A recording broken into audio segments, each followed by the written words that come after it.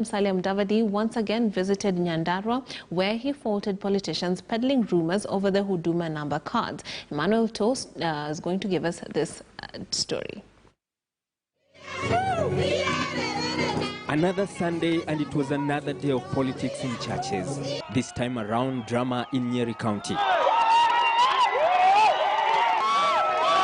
Even before arriving at his destination in Kieni constituency, Nyeri County, Deputy President William Ruto's motorcade was stopped by a group of rowdy youth who hurled stones at his convoy along Tagwa Road, Nyeri.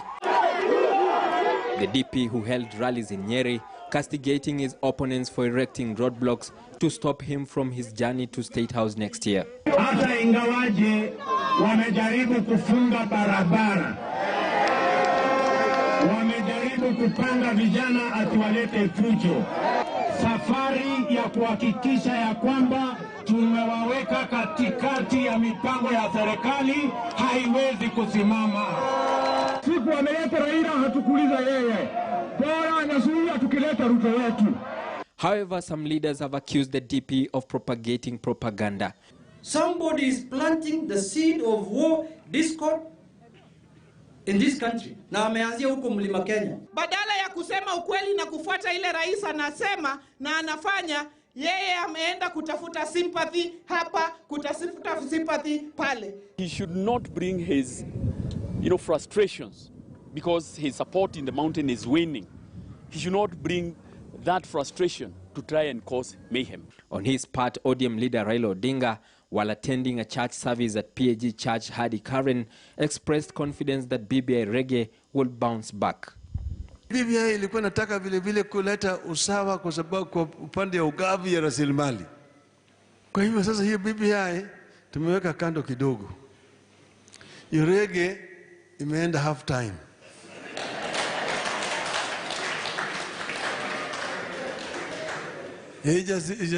Ijazimwa iko half time tu.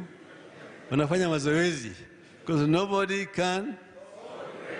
His brigade continued to fire at DP Ruto's hustler narrative.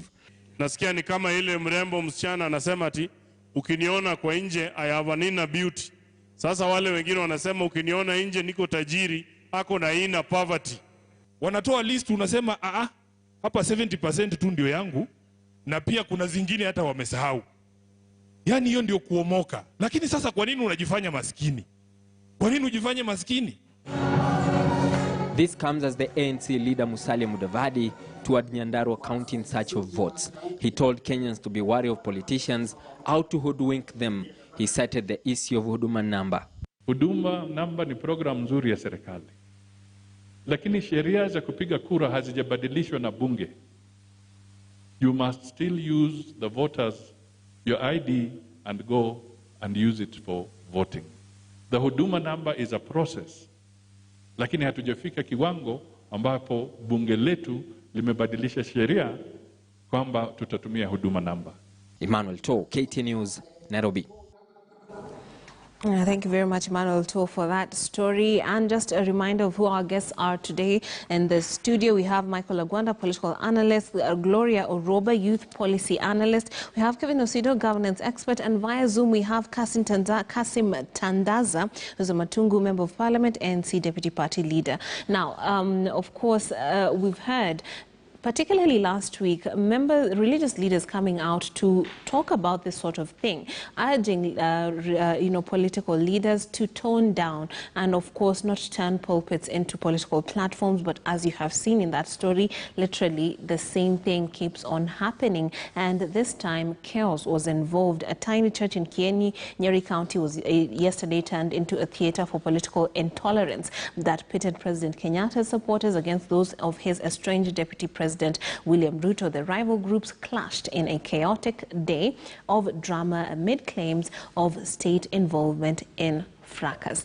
Now, I'd like to start this part of the conversation with Honorable Tandaza, who's joining us via Zoom. What do you make of that? What's your reaction to what you have seen playing out in that story by Emmanuel To?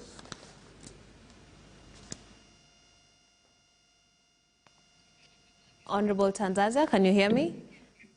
Yeah, I think he cannot hear us. So I'll have Gloria start this one off. Gloria?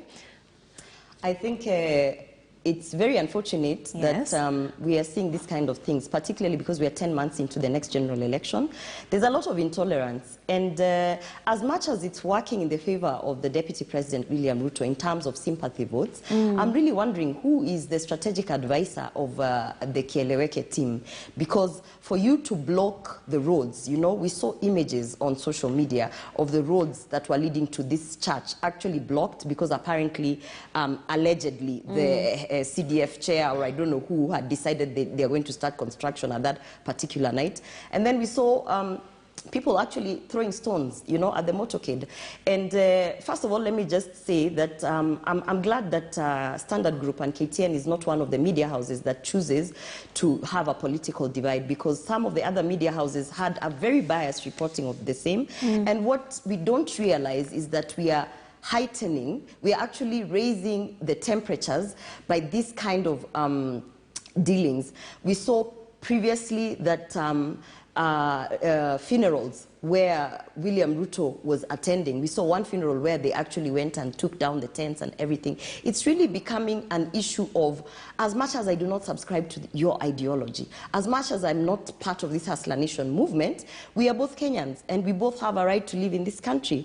And I would, and this is where actually, as much as Kasim says we cannot legislate how our cabinet secretaries behave, but it also gives a really wrong indication when you have some cabinet secretaries coming out and appearing to sort of condone these kind of things. So at the end of the day, I would say, first of all, the state or whoever is organizing this kind of things, or you know, the Kieleweke, whoever is out there, I think what they need to know is that they are actually actively campaigning for William Ruto, and we are considering them assets in our campaign, because what they're doing, they're giving us more sympathy votes, they're giving the Hustler Nation movement. So it's working for the Hustler Nation. It's actually working. And you know, this is what I was just telling my co-panelists before we started, that the best way that you can do to ensure that William Ruto is not on the front page every other day is ignore him. You know, just ignore him.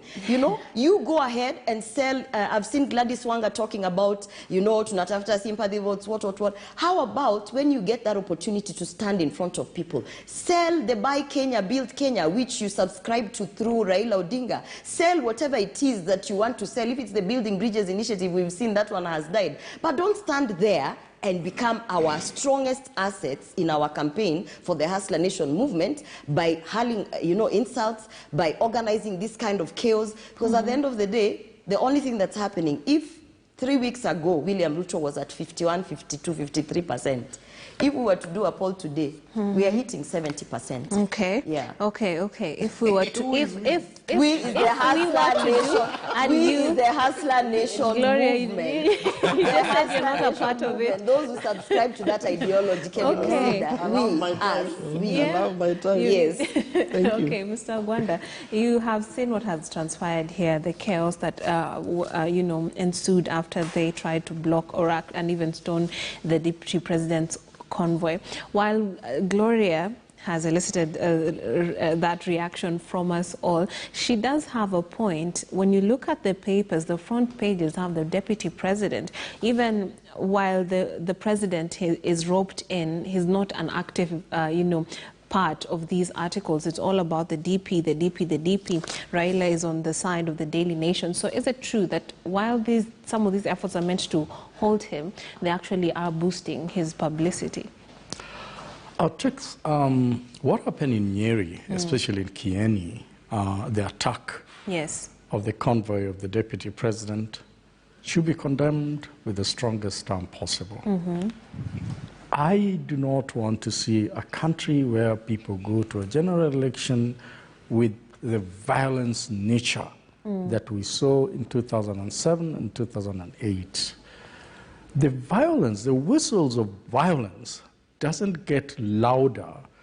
It actually starts very soft, and it grows and grows and grows. And it grows with the actions and activities as such.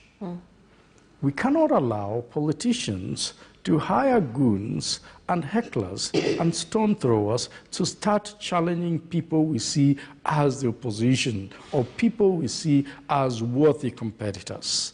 That, to me, is the lowest we want to go. When it starts with the deputy president, or it starts with the presidential aspirant, it will go to the gubernatorial aspirant, it will go to the senatorial aspirant, it will go to the member of parliament aspirant, and it will go to the MCA, and the whole country will be in anarchy if we are not careful with this kind of things.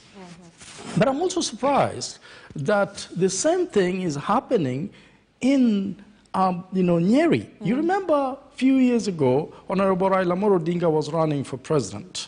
And he went around Mount Kenya area, settled into a hotel, and the hotel owner came out and threw him out. He could not even order food. The question is, do we want to live in a country where I cannot go to Central to sell my ideologies, to sell my political ambition because I am from a different part of this country? Absolutely not. Do you want me not to go into other wards because I'm looking for a parliamentary seat and there's another candidate coming from another ward that I'm not coming from, and therefore I should not go there, and if I did, then I should be stoned? Never. We must condemn this kind of act. And again, the question you ask, is this propelling the deputy president to a level perhaps where he should not be? I will tell Gloria that she must be using some, voodoo magic to get the deputy president now to 70%, because I don't know where that will come from. But I can tell you for sure that these things that the government are doing against the deputy president, before even the dust settled about the security, we are now talking about the deputy president being stoned in Nyeri, and we don't know what will happen next. The fundamental question that Gloria asked, and I agree with her, is who is advising the government, and who is advising the government against the deputy president, or who is advising the government for the deputy president?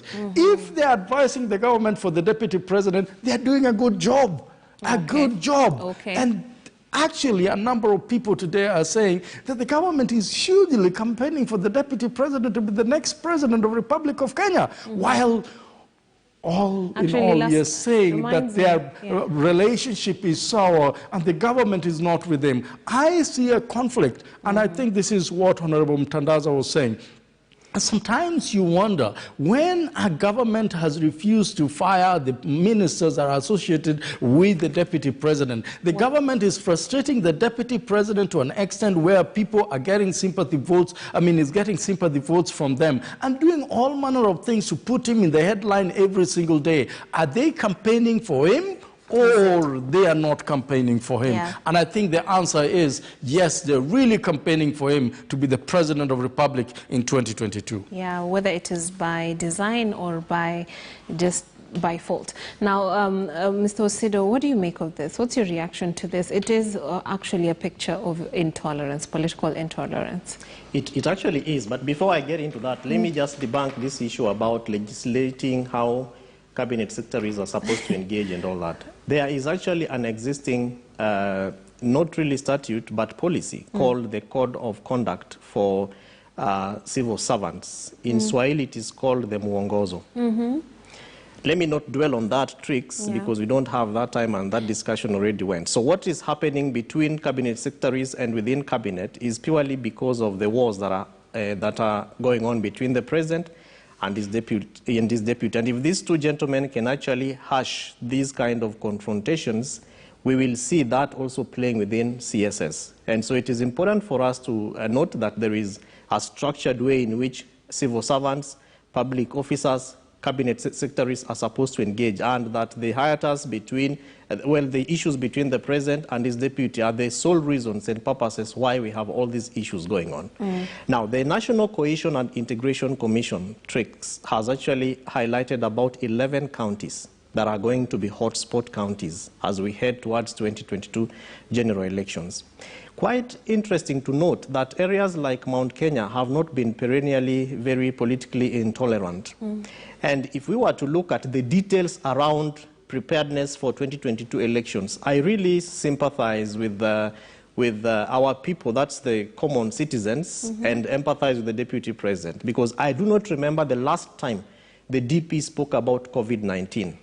Yeah. And if you look at the crowds out there, leave alone this political intolerance, because as much as Gloria is telling us that we need to ignore the Deputy President, he needs to, in my view, from a very, this peace-loving Kenyan who wants to go and vote and go back to my house or my work and move on, focus on how do we secure the 2022 general elections to be a peaceful election, to be an election that we can be able to have in the midst of COVID-19, because if all those people were to die out of COVID-19 tricks, who will vote for the DP if he actually runs for president on 9th August 2022? So there are fundamental issues that for me, if I were to be asked, I would ask the Deputy President, the same way Gloria is saying we ignore him, please stay in Karen. Because this is a gentleman who, even when he stays in Karen, for the last 1 week tricks, he has organized crowds of young people from Nairobi. And these are young people, some of them who have called me.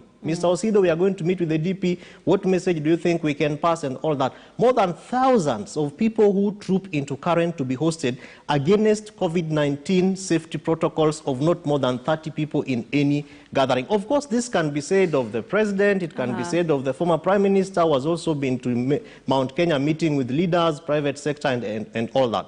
They should note that if the Kenyans that they want to vote for them die of COVID-19, because they're also not encouraging Kenyans to vaccinate, and they're not pushing for vaccines to go to the villages and for people to be vaccinated and people to be safeguarded against COVID-19.